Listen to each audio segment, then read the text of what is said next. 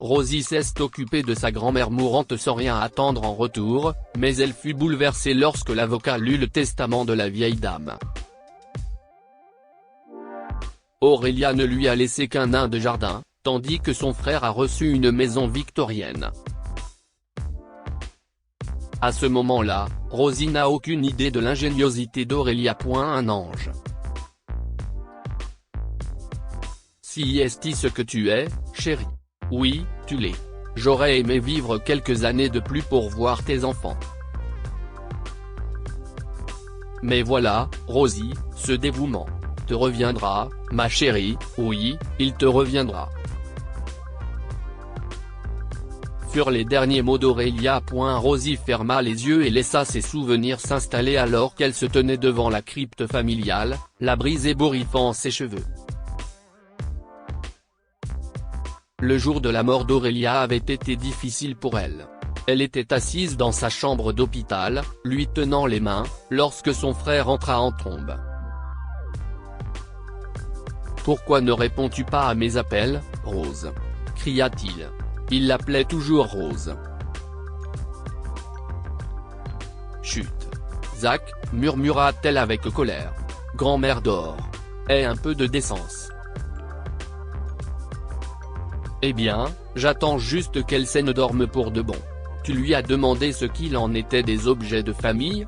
Écoute, je t'ai dit que j'avais besoin d'aider pour mon entreprise. Ces choses-là peuvent attendre, Zach, dit Rosie en retirant doucement ses mains de celles d'Aurélia. Tu ne vois pas qu'elle est malade? Fiche le camp. Rosie raccompagna Zach à l'extérieur et lui dit d'arrêter de l'embêter. N'oublie pas qu'elle s'est occupée de nous après la mort de papa et maman, dit Rosie. Arrête de ne penser qu'à toi, Zach. De toute façon, elle est en train de mourir, grommela Zach. Au moins, pose-lui des questions sur ce foutu testament. Non, répondit Rosie d'un ton sévère. Quel qu'il soit, mamie ne t'en exclura pas. Tu le sais. Nous le découvrirons quand le moment sera venu. Mais le moment n'était pas tout à fait venu. Lorsque Rosie et Zach ont rencontré l'avocat d'Aurélia quelques jours après sa mort, Rosie fut choquée d'apprendre qu'Aurélia ne lui avait laissé qu'un nain de jardin, alors que Zach avait hérité de sa maison victorienne. Si est-ce ridicule, pensa Rosie. Est-ce que mamie a vraiment fait ça? Waouh! Les paroles de Zach interrompirent les pensées de Rosie. La vieille dame n'était pas si mal, après tout. Elle m'a laissé sa maison, et j'espère y trouver les bijoux, mais regarde-toi, Rose. Tout ce travail n'a pas porté ses fruits, n'est-ce pas? Arrête tes bêtises, Zach, rétorqua Rosie. Je m'en fiche. Je me débrouille bien au travail et je peux prendre soin de moi. De toute façon, je ne me suis pas occupé de mamie parce que j'avais besoin de quelque chose de sa part. Je me souciais sincèrement d'elle, d'accord? Oui, mais n'est-ce pas un peu triste pour toi? Un nain de jardin pour la petite fille attentionnée? Je veux dire, vraiment? À quoi pensait-elle quand elle a fait son testament? Je ne sais pas, pensa Rosie. Je me demande pourquoi elle a fait ça. Mais, dit-elle en se levant, j'accepte la décision de grand-mère. Bonne chance avec la maison, Zach. Je suis sûr que la vendre aidera tes affaires. On dirait que mamie tenait à toi, même si tu n'as jamais tenu à elle. Et Rosie est sortie du bureau de l'avocat, en faisant semblant de ne pas se soucier de ce qu'Aurélia avait fait. Mais chez elle, ce soir-là, elle s'est sentie blessée.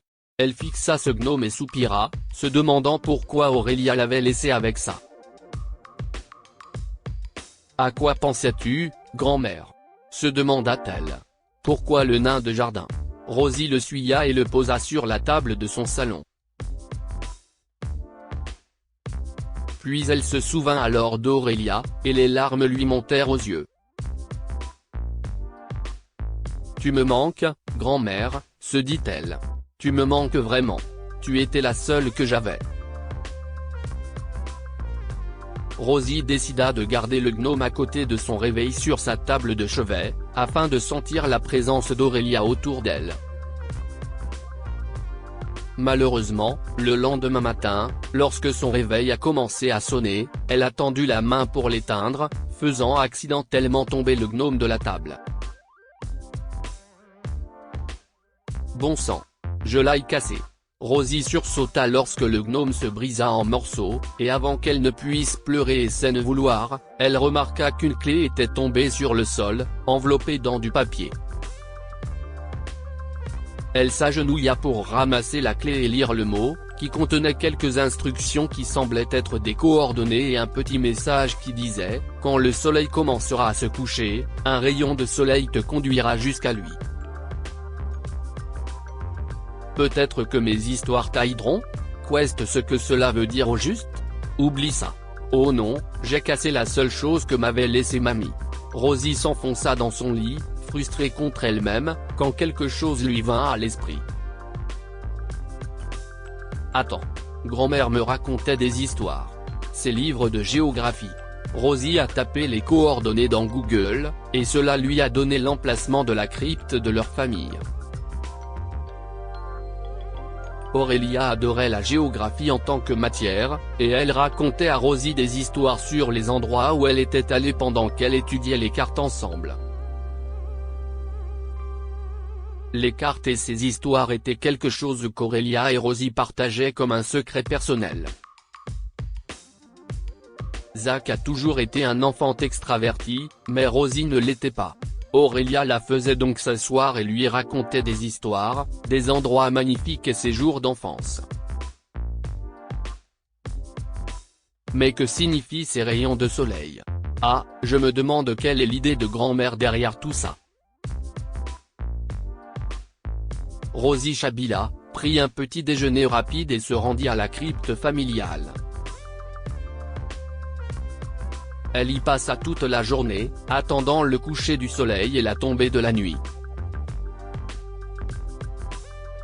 Lorsque le soleil commença à se coucher derrière un ciel rose, Rosie sursauta. Ouah! Si est-il magnifique! Mais qu'en est-il de la suite de ces rayons? Je ne vois rien de spécial, pensa-t-elle en regardant autour d'elle. Si est-il alors qu'elle remarqua le rayon de lumière qui traversait la crypte familiale. Elle l'a suivi et a failli s'évanouir en découvrant un vieux coffre rempli de bijoux victoriens, leur héritage familial, au fond de la crypte, derrière la Sainte Croix. Ce n'est pas possible que mamie ait fait ça.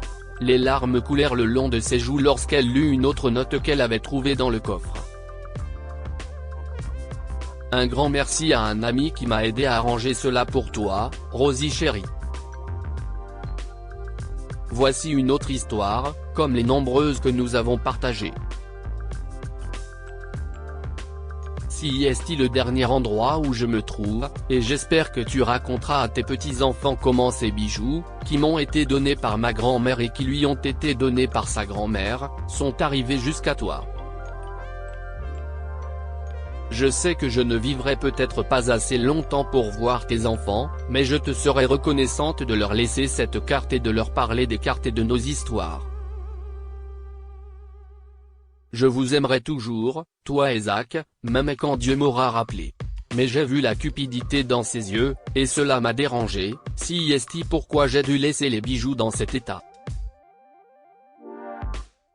Quand il visitera la vieille maison dans ma ville natale, il sera surpris. Une grand-mère connaît parfaitement ses petits-enfants chéris. Avec tout mon amour, mamie Aurélia. Rosie a pleuré pendant des heures après avoir découvert le coffre, mais elle a pleuré encore plus une semaine plus tard lorsqu'elle a découvert qu'elle était enceinte de son petit ami. C'était comme si Aurélia l'avait bénie avec tant de joie qu'elle ne serait plus jamais triste. 6 mois plus tard, Rosie épousa son petit ami, fondit une famille avec lui et mena une vie heureuse. Le coffre était toujours avec elle, dans sa cave, et elle décida de le transmettre à ses petits-enfants comme le voulait Aurélia. Pendant ce temps, Zach fut déçu en arrivant dans la vieille maison de la ville natale d'Aurélia. Le vieux toit et les murs de la maison étaient tombés, et il n'avait pas l'argent nécessaire pour la réparer, si bien qu'elle n'était plus qu'un tas de gravats avec une grange à moitié construite derrière elle. Aurélia a donné à ses petits-enfants exactement ce qu'ils méritaient. Bien que les petits-enfants aient douté de leur grand-mère, elle avait conçu un plan brillant. Que pouvons-nous apprendre de cette histoire ? Les grands-mères sont les êtres les plus adorables et les plus intelligentes que nous aurons jamais l'occasion de connaître. Si Aurélia aimait Zach et Rosie de façon inconditionnelle et les élevait avec amour, elle les connaissait aussi sur le bout des doigts. En fin de compte, on obtient ce que l'on mérite. Aurélia connaissait bien ses petits-enfants, et bien qu'elle les adorait tous les deux, elle savait qui l'appréciait et qui ne l'appréciait pas. Partagez cette histoire avec vos amis. Elle pourrait égayer leur journée et les inspirer.